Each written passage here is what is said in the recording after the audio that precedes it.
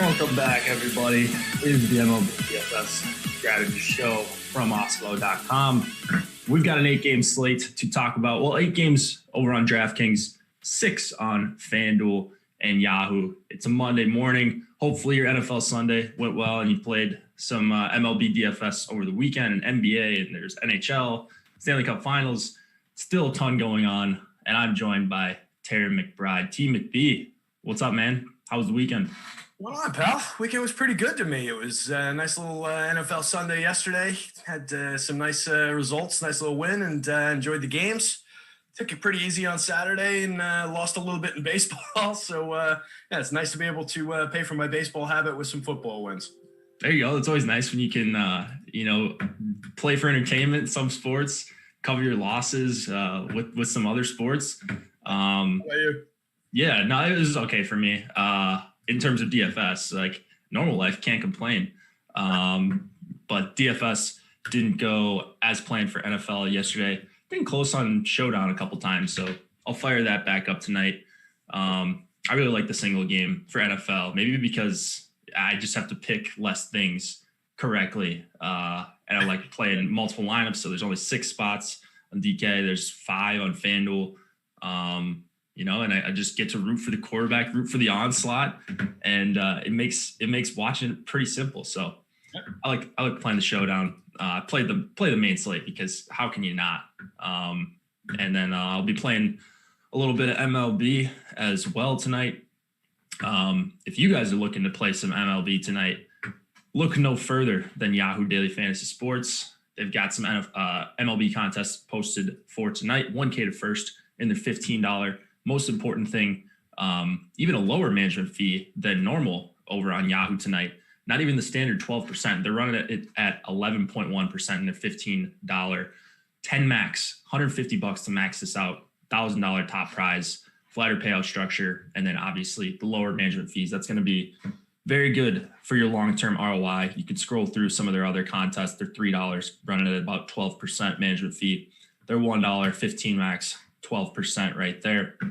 They've got NFL, they've got NBA, they've got everything going on at Yahoo Daily Fantasy Sports, and they're making it easy for you to enter multiple lineups as well with their CSV edit. Little tricky at first, but once you get it down, once you play a couple slates, you'll realize it's not too difficult at all to CSV edit over on Yahoo. So go play over there. Less pros you're going to play against. You're going to get lower management fees, and that's really awesome when you're trying to make a profit at DFS. See Eric in the chat. Good morning, gents. Good morning, Eric. Thank you for joining us. Terry, do you want to get into the games here? I suppose we could do that. All right. That, whatever you want to do. Let's do it. We've got 8 games. Again, things are going to be a little bit different. We're just going to talk about all 8 today because that's DraftKings is including everything. Yahoo is including the 6 games. They're going to start at 7:05 Eastern, I believe, and then FanDuel as well. So kind of a funky slate here as we've had, global pandemic going on. I don't know if you guys have heard. So the scheduling for everything is a little bit weird. But we're going to start with the Yankees and the Toronto Blue Jays. No line quite yet for this game. I made a lineup that you're seeing on the screen. I said plus 130. Matt Shoemaker on the mound for Toronto. We don't know who is going for the Yankees. Fangraphs has Michael King listed, but we're not sure entirely that he's going to be starting. So anyways, Shoemaker, $7,200. I don't know if we're going to have interest in him. He's not a guy that popped off the page for me. I'm going to start running my crunches in the background. Alex just posted rankings and ownership if you're a premium member. And then we have Top Stack Tool. The Top Stack Tool is going to be unlocked today for everyone. So we can refer to actual numbers for the Top Stack Tool. But what are you seeing for Shoemaker against the Yankees here, Terry? Probably a lot of Yankees runs, I would think. That's about where we're at. The Yanks are just crushing the world right now as far as the offense goes. I know they had a down day yesterday against the Red Sox that I don't think anybody saw because we were all watching football. But this team against Shoemaker in this spot, I definitely like the Yankees offense. Don't really need to get to too much Shoe. As we were talking about before the show, it was really not even on my radar that he's very much in the league anymore. So when he popped up last night, I didn't even have him on my sheet. I was expecting Tanner Roark, but just looking at him, 25 and 2/3 innings this year, his 4.0 xFIP, not terrible, 46.4% ground ball rate, but he just on StatCast, I mean, he's allowing a reasonable amount of hard contact, and he just doesn't really have the strikeout stuff. So not a pitcher I'm really looking to, and I think we can get into the Yankees offense to a pretty good degree. Third in baseball with a 2.29 ISO against righties, 130 WRC plus, only a 21.2 strikeout rate, pretty good for them, and 11.7 walk rate. So again, I think it's all about this Yankees offense in this game. Yeah, Yankees offense. I mean, it doesn't look like they're going to be too popular outside of Stanton, who's $4,600.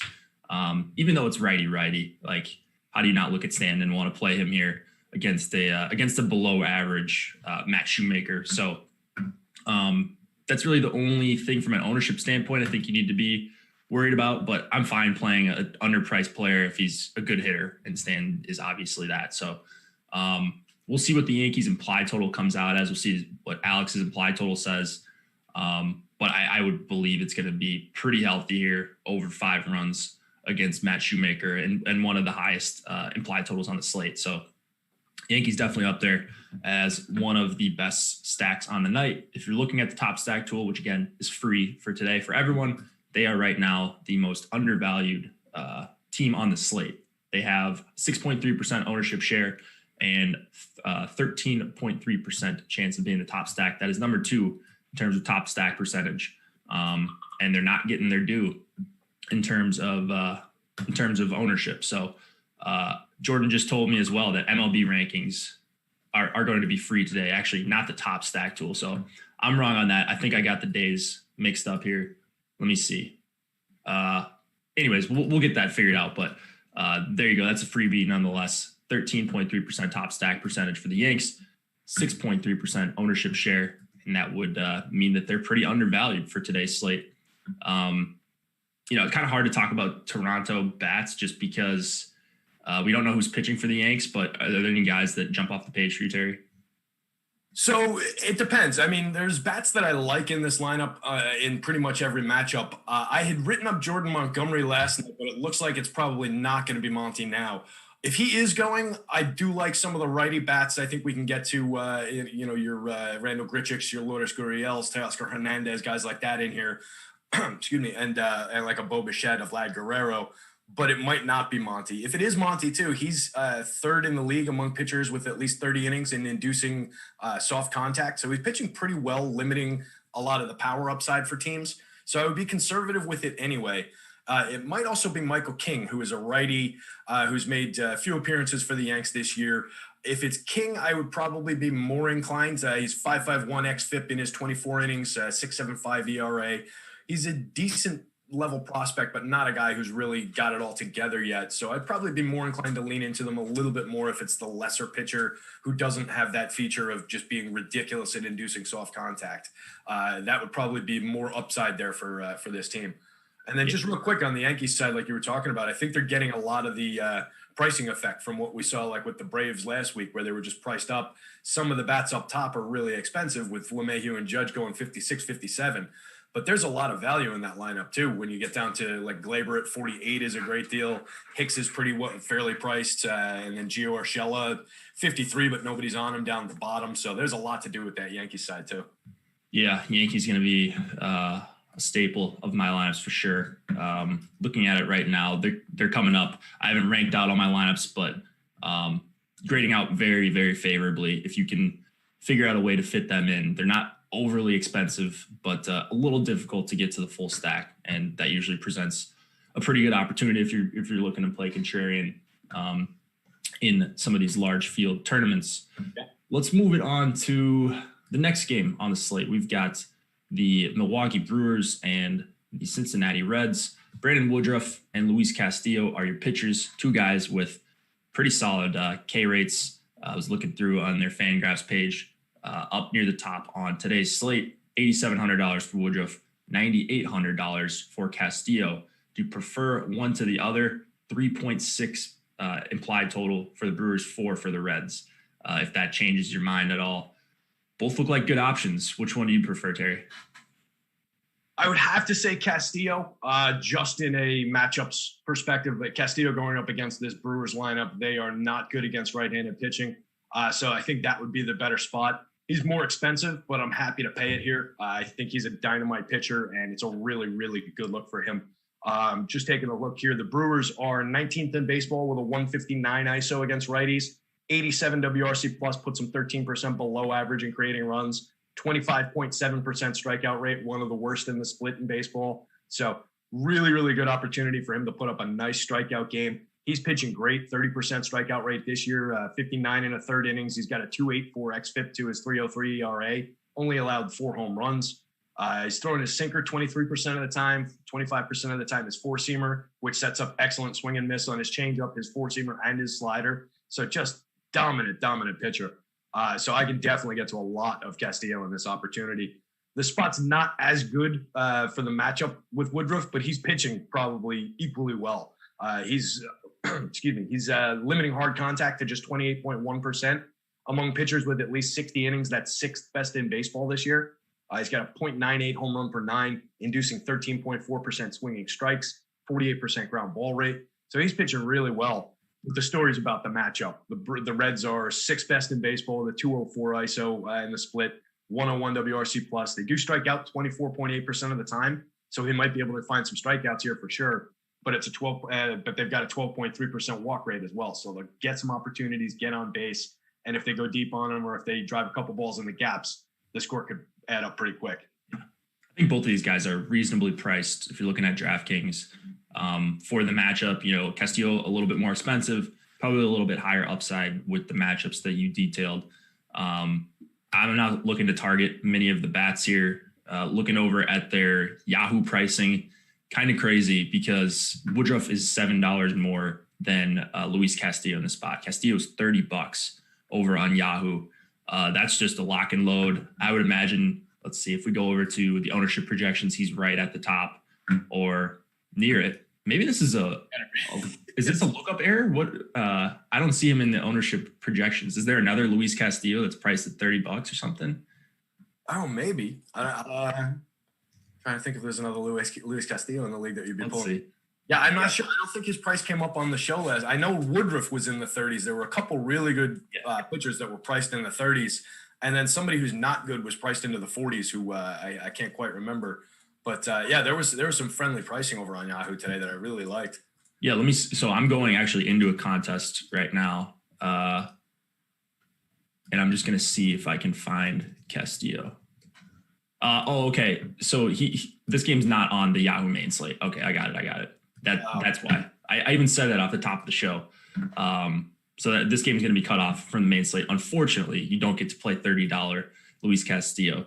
But that would have been pretty fun. Over on DraftKings, he's priced reasonably for the matchup. And on FanDuel, one of the more expensive options at 10-2. Woodruff only 8,200 on FanDuel. So I think both these guys are in play on both sites.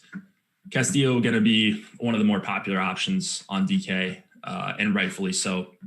On FanDuel, I'd probably lean towards DeGrom, but you got to pay $1,300 more. So if you can afford that, I would like to go to DeGrom, but going to have Castillo on both sites here. And again, I'm not really all that interested in the bats. I guess the one guy I might take against Castillo would be Yelich, but he's 5,300. You're not getting him priced at a discount at all.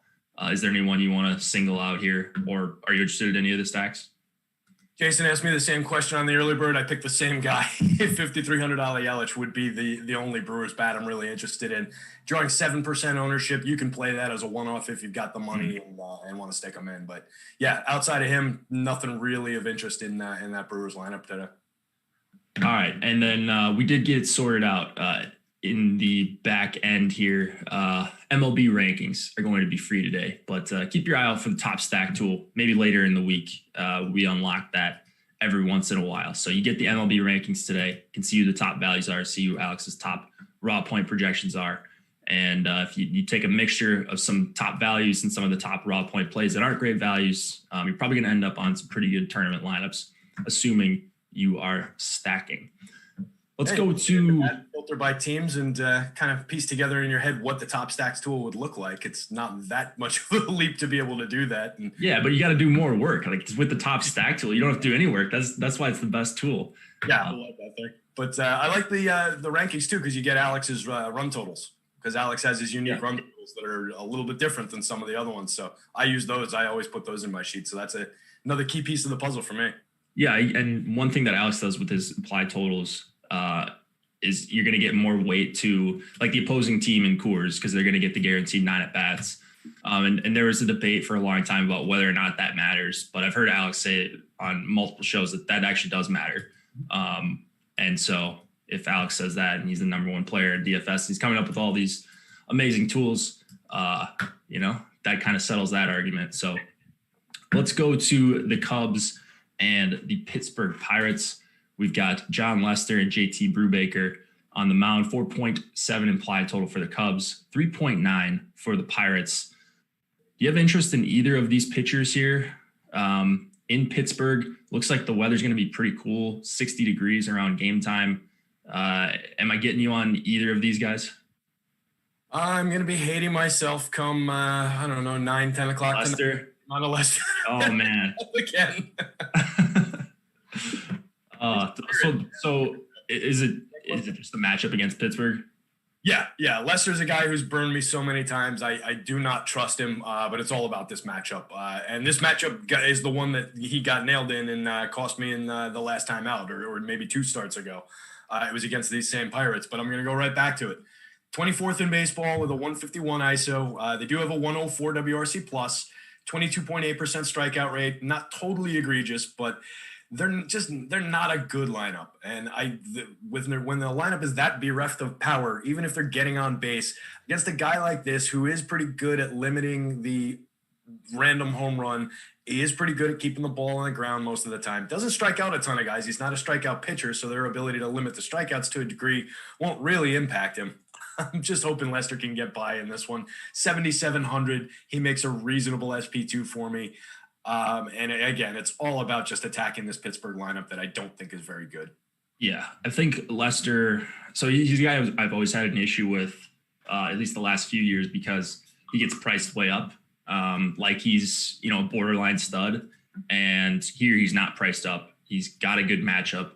The K rate has fallen off a cliff this season, 17%. I mean, I want to say he was up around 23 or so, like closer to average last season. This season, he's not getting the swings and misses, but he does do a decent job of limiting the quality contact against him, despite his 7.4% swinging strike rate. So I could see him having a pretty decent start here.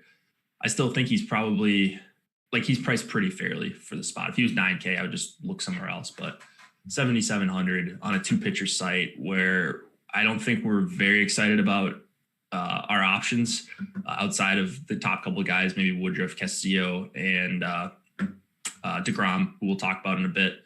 I think I'm going to end up mixing in some Lester, and I'll be hating myself just like Terry come, 7:05 Eastern, probably around first, 7:15 or so. It's never fun to play this guy, but here we are. Got to play the cards you dealt. There's just not a lot of good options on this slate either. It's just an ugly pitching slate. So, I think he's definitely going to be in play for that. Yeah. Brubaker on the other side, not getting much ownership.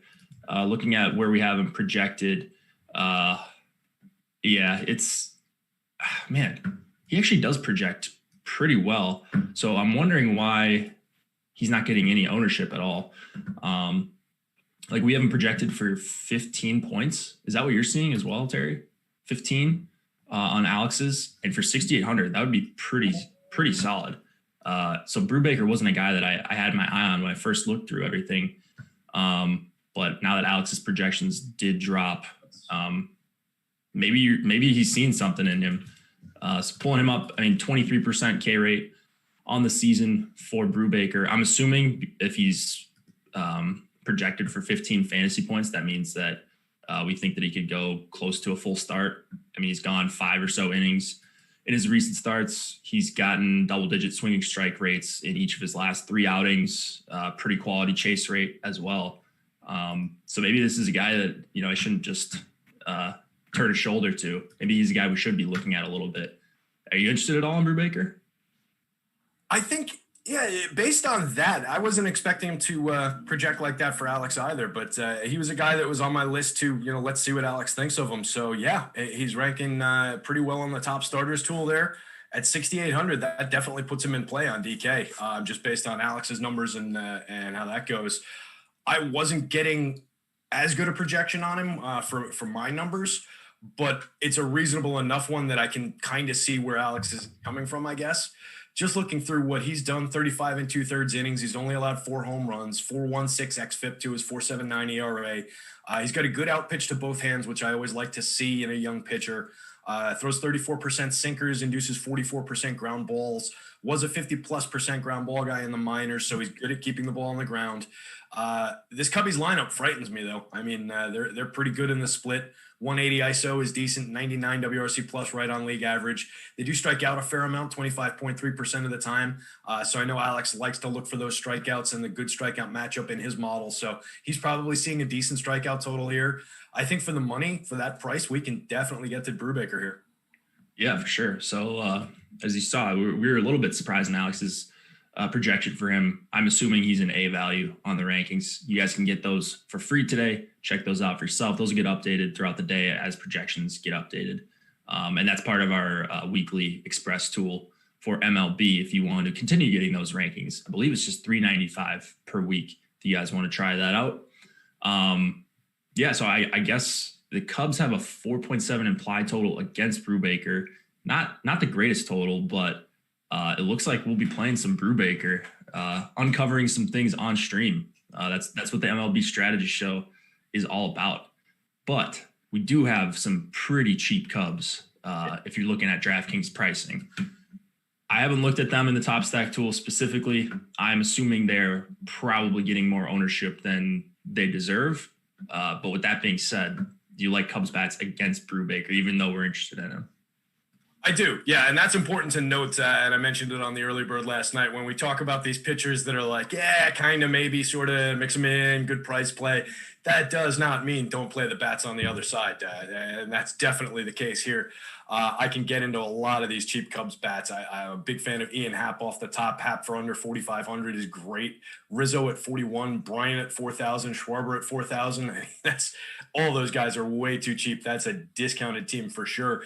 And the ownership is heavy on those guys, but overall it's not tragic. You can go down, mix in a Jason Hayward who's only 4% owned, mix in a Javi Baez at 2.4% owned, only 5,000. He's hitting later in the lineup, but still.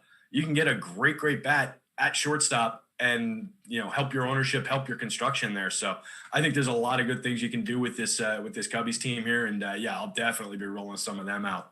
And they don't look just going by the top stacks on DraftKings right now. It's a little high, but it's not like crazy broken. Yeah. And for their pricing, that's not as high as I thought it would get. Yeah, no, 100%. And one way I like to look at the top stack tool is like, all right, if you've got a high top stack percentage and a high ownership, if you have a top value too, I'm at least more likely to play because then you're leaving your options open when you're playing a cheap team like this. If you want to do like a 5-man Cub stack and then go 1-1-1 and get 3 quality hitters and just try to home run hunt. So if it's an expensive team that's also over-owned, then I'm more likely to just go elsewhere because you're going to end up putting yourself in one kind of line of construction that a lot of people are going to have. But it looks like people are going to spend up on pitching tonight. Couple really good options at the top and maybe some JT Brubaker and probably some Cubs stacks on the other side with my MME lineups here. Anything else left in this game before we move it on to Miami and Atlanta? I think we hit all the key points. I would say, maybe if you're rolling a bunch of Leicester, maybe you pick off a couple Pirates stacks just to have them, throw a couple in there, but it's not something I would go haywire with. They're super cheap. Grab some of the obvious names off the top, the Brian Reynolds, Brian Hayes, Colin Moran, Josh Brell, maybe a Greg Polanco. No need to go too deep into it and go too haywire with it though. Yeah, for sure. Let's go to Miami and Atlanta then. 4.2 implied total for the Marlins, the surprising Marlins. Have you checked out the standings recently? That's always something I like to talk with about everyone, or talk about with everyone that I do these shows with, because you start playing DFS, you're playing every day, and especially this season with how crazy it's been, how many games they're jamming in a week's time. And I forget to actually check what's going on and which teams have something to play for. And the Marlins actually do. So here we are, we're 45 or so games in to the season, winding down, and they're fighting for a playoff spot, which is kind of wild. So they're at 4.2 implied runs. Atlanta's at 5.4. Are you a believer in these Marlins against Inoa, and then Rogers going for the Marlins? I tell you what, they're frisky. They've been in play a little bit this year, more so than normal. And this isn't a totally dead in the water lineup like we've seen from this team in years past. They put some decent hitters in here. A couple of the kids are up now. So you've got Jazz Chisholm in the lineup is up. He's been producing decently. He's drawing a little bit of ownership because he's very cheap. So I like getting him in when he's been in the lineup. And then a guy like Corey Dickerson, quality lefty in there. Starlin Marte, we know about him. And then you've got some quality role player-ish type guys with Matt Joyce, with Brian Anderson, Garrett Cooper. Those guys have some upside, have some home run power. So it's not a terrible lineup, surprisingly. And I'm with you. I kind of stopped paying attention to some of the standings, maybe outside of the AL East, in just watching baseball. And yeah, that kind of snuck up on me that they're in the hunt and they're doing so well. So I think we can get to some of them against Inoa here. He's a middling type prospect. He's the Braves, I think, 11th organizational prospect. Decent stuff. He was a mid-20s to 30% strikeout guy in the minors, induces 10.2% swinging strikes in this show, but that's only over 18 and 2/3 innings. It's not a very big sample. In that same sample, he's walked 14% of the hitters he's faced. So he's a kid who just doesn't really have it all together yet, I don't think. Good whiff on his slider. It's basically a slider and a four-seamer, two-pitch mix. The Marlins overall, the numbers don't look quite as good as maybe I was just raving about. They're 27th in baseball with a 140 ISO in the split. The 95 WRC plus, though, shows some of the quality we're just talking about. You would expect with a team that bereft of power to have a much worse WRC plus. So they're able to create runs, manufacture things, make things happen. Yeah, playing a little small ball this season, a little throwback team for the 60-game sprint. I don't mind getting to some of the Marlins, but they've been more of a 2-man and 3-man stack just because of some of their pricing. Marte not included in that at 5,600, but the rest of these guys, I guess Anderson as well, a little bit expensive, but like if you want to go Aguilar or Matt Joyce or Dickerson leading off, I kind of like those guys as 2-man or one-offs. Against Inoa. Inoa's not a guy I think I'm going to end up playing a ton. I'd rather get up to Brubaker a little bit more. Like, this isn't a Coors slate. You don't necessarily need the $1,200 from Inoa or from Brubaker down to Inoa. He's an okay option just because he's not getting owned at all, and $5,600 against still a below average offense, the 95 WRC plus, and a pretty decent K rate against righties, over 24%. You could see how things could go well for Inoa here, but maybe you get over the field on him because he's not getting owned at all. But I don't see playing more than double digits of Inoa against this Marlins team. What about Rogers on the other side? Atlanta, the second highest implied total on this slate. Lefty going into Atlanta here. Pretty scary lineup. Where do the Braves stack up for you in terms of the best teams to stack tonight? Yeah, that would be the list that they'd be on for sure. I wrote them up again last night. They're a team that I get to quite a bit. They're going a little bit under-owned. The ownership is catching up on them again. Last week, they were just in a great spot all week long because of the pricing. Nobody was going to this team, and they crushed a couple different times. I really like the upside play here for the Braves. I don't think I'm going to be getting to much Rogers. He is a good prospect, decent lefty, and doesn't cost, well, 8,000 is a bit pricey for him for where he's at in his career on DK. 72 is the FanDuel price. I wouldn't roll him out on the one pitcher site, but I would like him better at that price. But overall, I think it's just all about the Braves. If you go back to the start of last year, since the start of 2019, fifth in baseball with a 209 ISO, 103 WRC plus is above average, 23.7% strikeout rate there. So there's some strikeouts, not a crazy amount in there for Rogers, but I just think these Braves are going to smash. And some of the ISO numbers for some of these hitters in the split are just absurd this year. They haven't faced a lot of lefties, but like Ozuna, I think his ISO was like 450 or something like that for this season. Like it's bananas how some of these hitters are smoking left-handed pitching, and it's the guys on both sides of the plate. So like Freddie Freeman, he comes down a little bit in his splits, but he's Freddie Freeman. I don't have a problem rolling him out against a young lefty like this. And then just they're loaded with righties. Albies is a switch hitter, so yeah, I can stack this team pretty much from top to bottom today. Yeah. Braves look like one of the best stacks of the night, if not the best, against Rogers here. Like the team numbers actually aren't all that spectacular if you look at just the active roster versus lefties. But you go through it, each one of these guys can hit lefties well. Yeah. So maybe just a matter of a short sample. I don't know that Rogers is going to be the guy to miss a bunch of bats here against the Braves. So I agree with the total. Looks phenomenal. Not getting overowned, so they're kind of checking a lot of boxes tonight, these Braves. So I'd love to get to them as my highest exposed stack if I could. Anything else before moving on? Second half of the slate here. I think we hit it. Just going back to that Marlins lineup, another guy I like to look for. I mentioned Jazz Chisholm. If Isan Diaz is in the lineup down the bottom there, they make a nice little duo at the bottom of that lineup. So that's all. Two high-end prospect. I like it. All right, second half of the slate. 4 more games remaining. We are perfectly on track. Coming up after this, we have the NFL Strategy Show. I think one of my favorite shows of the week. I really like, obviously, I like Josh, Lothy, and Adam. But you don't get to hear Josh and Adam talk about NFL too much. I know Josh does live before lock. So they're going to be talking about just recapping DFS for week 2. Obviously, week 2 is not quite over yet. We do have Showdown. We've got a bunch of Showdown free content and all that stuff, as you guys are aware of. Also, Awesemo's top plays and everything for tonight's game. But I just want to hear them talk, what was their process for the week? Did it work out for them? Just kind of be realistic about expectations in DFS. It's good for your mental health. The show is good for your mental health. You've been grinding DFS day in and day out because, you can't win every week, and you got to remember that. So that's coming on at 11 a.m. Eastern. That'll be on right after us. So go give them a watch. Tampa Bay and the New York Mets.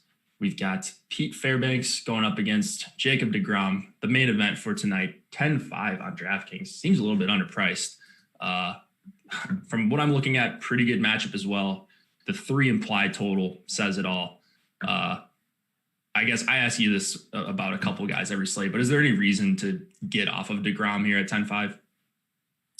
And maybe if he gets stuck in traffic on his way to the ballpark or something, but other than that, no. That's I am all over deGrom in that spot. I'm surprised I didn't realize the total had gone up to 3. I had it at 2.9 from last night. So yeah, these Rays.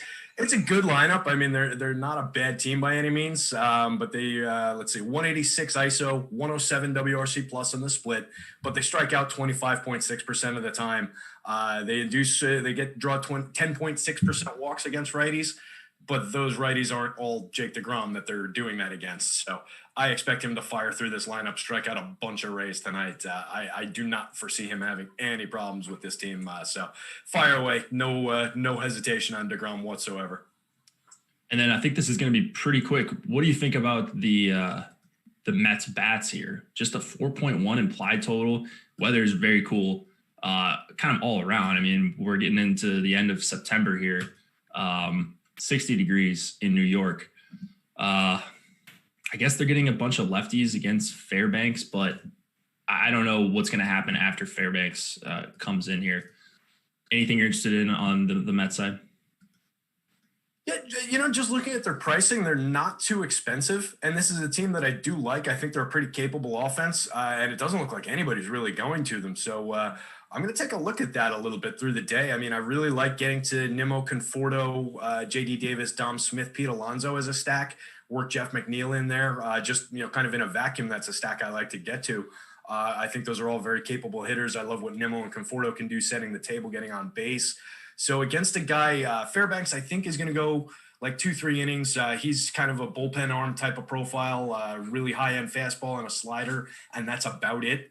So he could come in, take the top off of this offense for 2 innings and limit what their upside looks like, or he could come in and get pounded and then they get into the bullpen and keep on rolling. My money would probably be on the latter situation if I had to bet on it. So I think I can get to some of these Mets. And if their popularity doesn't come up through the day, I'll keep an eye on what Alex thinks, of course, in the top stacks tool. But they're one of those kind of teams that I like to hunt for, where their ownership is trending at like a quarter of what their probability of success looks like, even though they're not necessarily near the top of the board. So that's a team to keep an eye on. For sure. I didn't even realize they were gridding out so well in the top stacks tool. So teams like that get a bump for me. And I try to take out biases as much as possible. I hate targeting these just against the Rays the last couple of years since they started these opener long reliever games. I just feel like they never get there against, and the implied totals are always lower when that happens. Just because you face a guy for a couple of innings, then you get another guy for a couple of innings or 3-4 innings, and then you're all of a sudden it's the 6th inning, and you've manufactured like a run or two. But it's still, we have implied totals for a reason. 4.1 isn't the worst in the world, especially on this slate, especially with the cool weather. And we've got a couple games where I don't know that we're going to love anything on either side coming up. But I do like what you said. I mean, you've got some good hitters in this lineup, and Alonso's your 6 hitter at 4,500. I guess pretty decent prices on all these guys, all things considered. Let's move it on to St. Louis and Kansas City.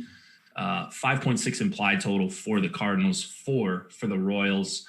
Adam Wainwright and Carlos Hernandez on the mound. I had to double check this Wainwright price, 9,500 for him here against KC. I know it's a low implied total. He is a -185 favorite right now.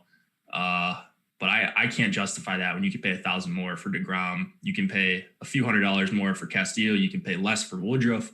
I don't know. Am I crazy here for just disregarding Adam Wainwright?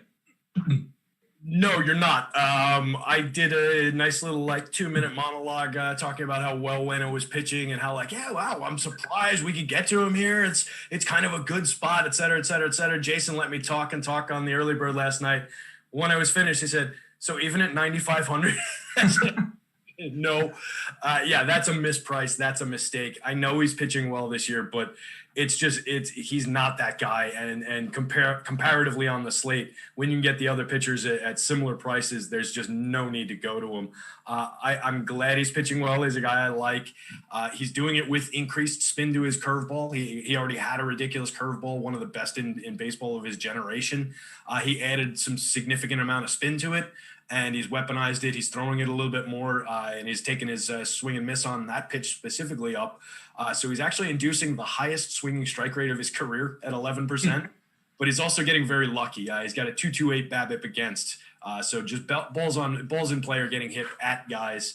He's benefiting from some luck and from some defense. So I just don't trust it. He could have a decent start. The Royals are 23rd in baseball with a 151 ISO, 89 WRC plus puts them 11% below average, 24.7% strikeout rate. So the numbers are there for him to have an okay start. I just don't want to pay for it. I do not want to pay the most Adam Wainwright has cost in probably 3 years on this slate. Yeah, I mean, you look at his results, and he's had a couple really nice starts in there. He had a complete game with 9 strikeouts and allowed 2 earned runs. So, but I think anything short of that in terms of his non-99th percentile outcomes, I don't think you're worried about not having him here. So I don't know that you need to X him out. But this would be a guy that if I was getting to 5 or 6%, I might just end up Xing him out. And I try to avoid doing that in MLB, but you've got two quality options around him in Castillo and DeGrom. I guess for Wainwright to be like the guy you need, not only does he have to pitch really well and probably go like 7 innings with 6 or 7 strikeouts and allow, 1 or 0 runs, but you also need DeGrom and Castillo and Woodruff to all fail. And I just don't think that that's a very likely outcome. So capped upside, high price, not usually good combo. Plus, there's just way better options on the slate, guys with 30% K rates instead of 21% K rates, like Wainwright. So, if he was 7,500, if he was in this Lester range, yeah, I would be all for it. But yep.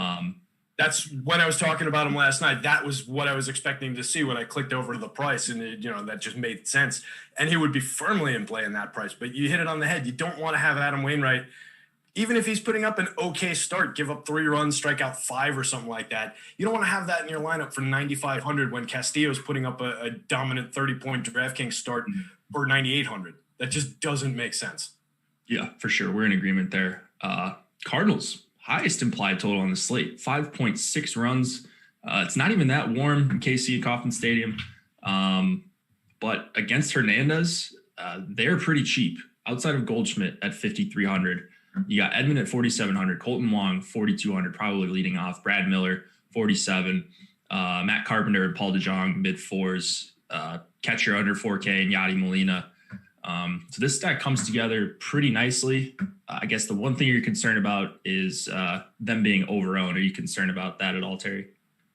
Yeah, that's the one thing. I was expecting him to be a little bit chalky, but maybe not quite this popular when I was writing him up last night. I really like the spot, but those prices are going to render them very, very popular. So maybe you can weave in and out a little bit, grab a Goldschmidt under 10%, circle down and include a Carpenter, even though he's struggling, he's only going to be around 3%.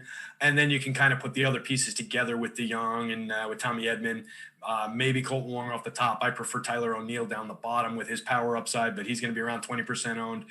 So there's a lot of pieces of that lineup I like. I like the matchup going up against Hernandez. He's a rookie, 15.8% strikeout rate in his 9 1/3 inning sample. He was around a 25% strikeout guy in the minors, but that was all in high A or lower.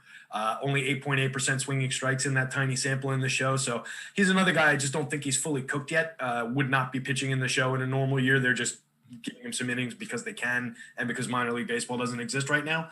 The Cards have struggled a little bit in the power department against righties, but their run creation is only 5% below average in the split, and they've just had a weird year with all those missed games and everything, so it's a little tough to quantify their numbers. I think this lineup is better than their overall stat line for the season kind of shows, and I think that it's definitely a team that I want to figure out how to get to and the right way to deploy them. I'm hoping the ownership comes down, honestly, because I really did want to put some of these guys in my lineup. Yeah, for sure. That's going to be the thing with them. Cheap stack. They're going to be popular. You can play them and figure out ways to get a little bit weird with your secondary stack or your one-offs. Just take some low and high upside guys. But I wanted to mention on Yahoo just how valuable these Cardinals are.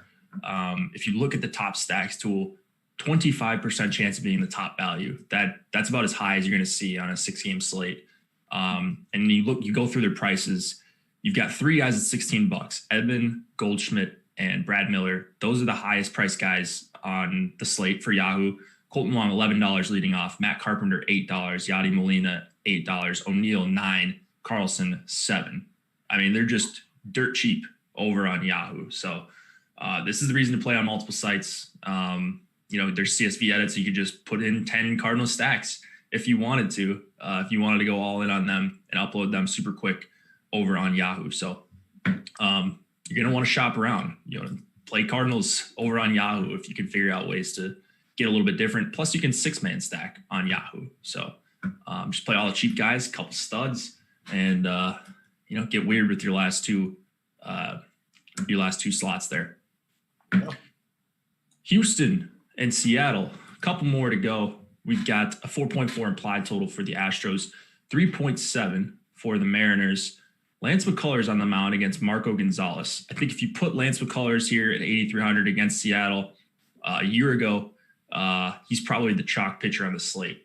I mean, he's really struggled this season. 21% K rate. I mean, what's going on with him, Terry? Can we play him here? He's coming off a pretty good start. Let's see what he had in his last one. 7 innings, 8 Ks. By far his best start of the season. Started off very poorly. But is he putting something together here? I don't know what to do with this guy. He's been all over the place. Yeah, it's a tricky spot just given that. Matchup wise and price wise, though, I think he's going to be pretty firmly in play for me. I was expecting him to be a little bit more popular based on the matchup and based on just kind of, we talked about it. There's not a lot of great pitching options, and he's down in that 8,300 price range. So I like him there. As compared to like Woodruff, who I also like, he's only going about half of what Woodruff is getting as far as ownership. Oh, no, I'm sorry. I was looking at the wrong line. So he's going a decent amount under what Woodruff is getting. So I think he's definitely in play there. But, yeah, the struggles with the strikeout are concerning. His swinging strikes are down. They're at 11%, which is still above average, but it's down. He was like 12, 13% previously. And I couldn't put my finger on it. I was looking through some of his stuff with his pitch mix and with what he's doing. Couldn't really put my finger on a discernible change that he's made or something that he's suffering from. So I think maybe it's a little bit of happenstance in there, maybe a little bit of short sample. Overall, 3.94 xFIP to his 4.87 ERA. So there's a little bit of bad luck baked in there. So I think against this lineup, 24th in baseball with a 151 ISO. They do create runs. Again, another wacky team that way. 108 WRC plus against righties, so they're 8% better at making things happen somehow. 23.6% strikeouts. So I think there's some Ks there for him. I think he can keep this team down. It's not usually a team I really sweat.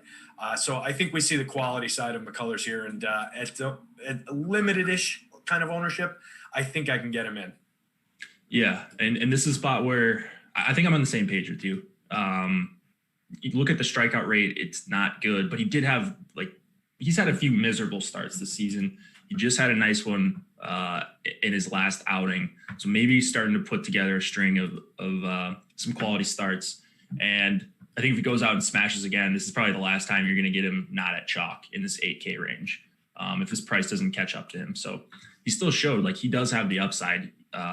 This is a way different situation than Adam Wainwright. Wainwright's never been, recently he hasn't been a high strikeout guy. McCullers is coming off an injury, missed all of last season.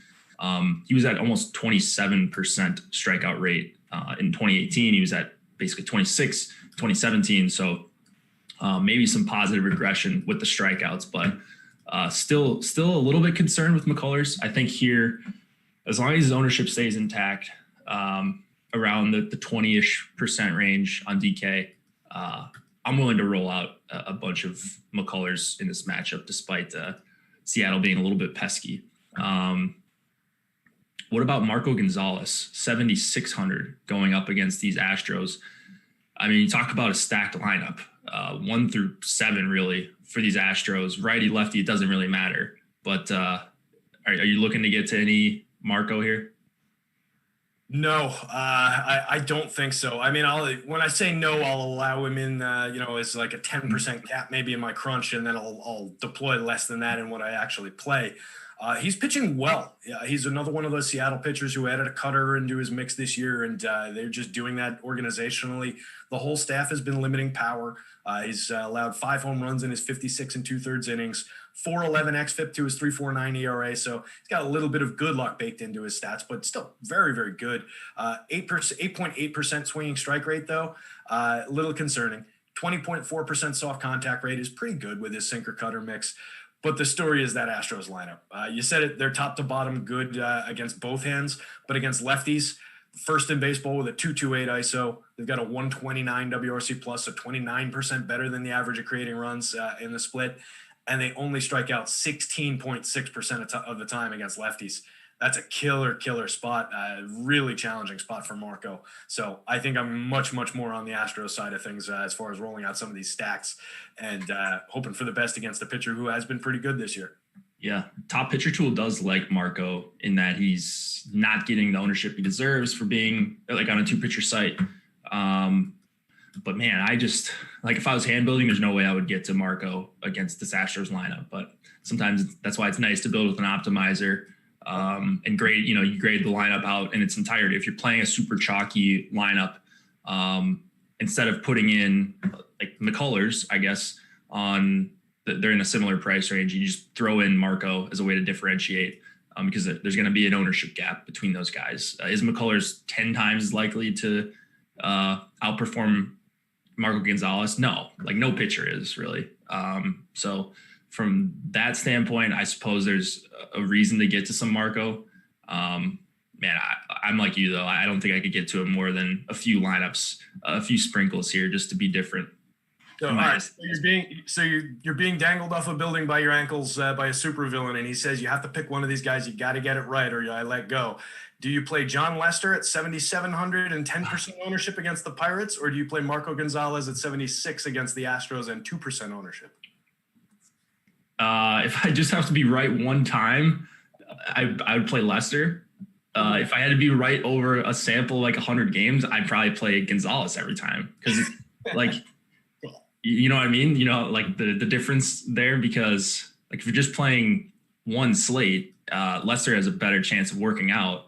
But if you're playing a bunch of slates and you get penalized when you're wrong, like you're going to be wrong more than what the ownership indicates here.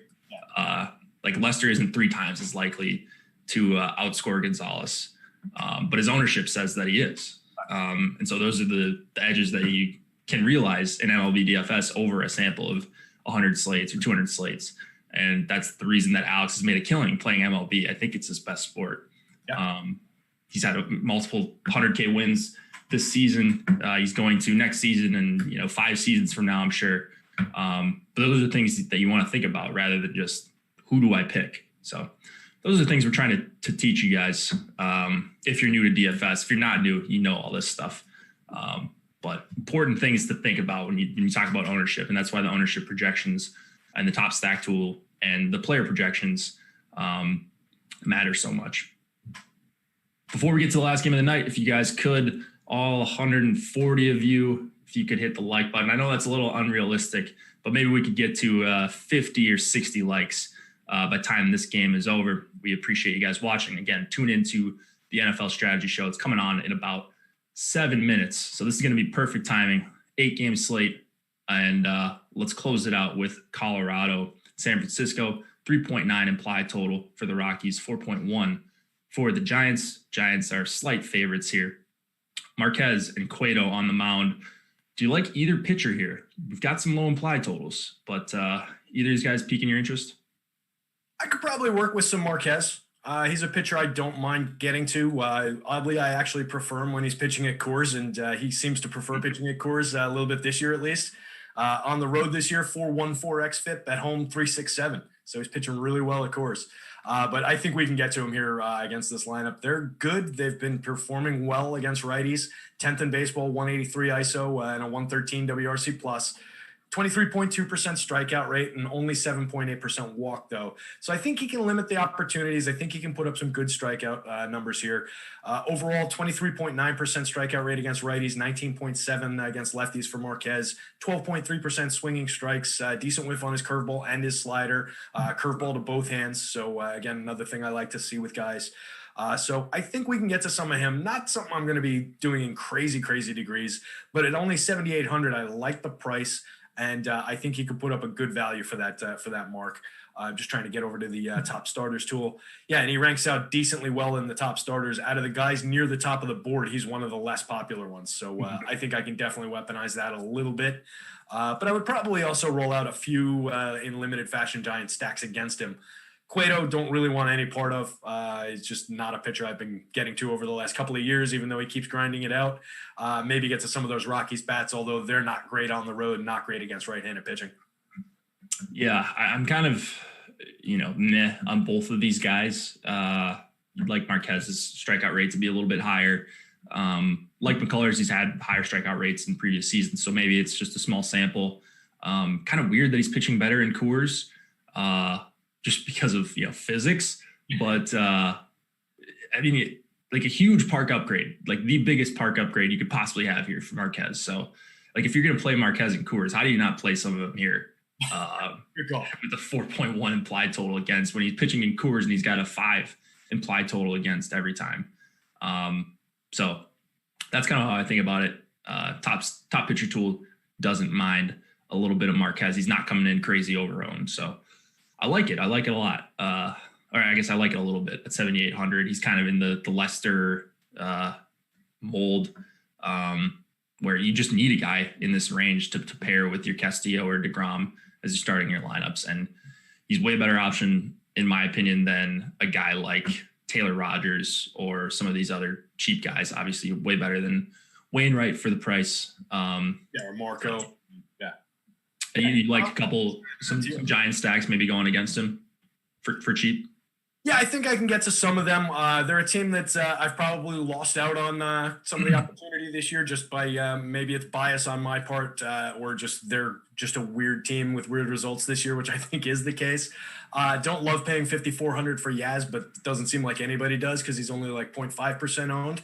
So maybe you do go there and pick him off the top as a lefty against Marquez here. And then you can get Dickerson if you want to stack it. I like Brandon Belt, though he's drawing a little bit of ownership at only 3,200. Wilmer I prefer on the other side of splits, but he's okay. You can work with him. Solano is decent, and then Longoria. So there are bats in there. Joey Bort is another one as a catcher play that I always like to throw in on DK. Doesn't get a ton of attention, only 4K. So again, not a place I would go nuts with, but I think we can get to some of them and build some pretty low-owned stacks. I don't mind it. Low-owned stack on an 8-gamer or 6-gamer on FanDuel or Yahoo. If you're playing over there, if you guys could check out Yahoo, that would be awesome. They're helping support us. So go play some MLB over there. They've also got some huge NFL contests as well. They've got NBA, kind of a throwback slate. You don't see it, a 2-game slate, a 2-day slate, I guess, on many of like on DraftKings and FanDuel anymore. They've got Showdown, but Yahoo's running 2-day slates over for NBA. Obviously, NFL being the king. 30K to first in their baller for week 3 is already posted. 30K to first, 20K to second, 10K to third, 5K to fourth. So if you get a top 0.1% score and you don't quite get first, you still get a pretty nice payday, which you can't really say on some other sites. So go support Yahoo. MLB rankings are free today. So go check those out. We've also got Showdown NFL ownership projections. So if you want to see highest owned captains, highest owned flex players, and make sure you're getting unique lineups because that's very important. When you're playing against 400,000 entries, you're going to want to check out those Showdown ownership projections. Thanks for joining, everybody. And check us out on podcast. If you can't make the live shows, every show is updated and uploaded onto podcast on Apple Podcasts. Good luck, everybody. We'll see you guys tomorrow.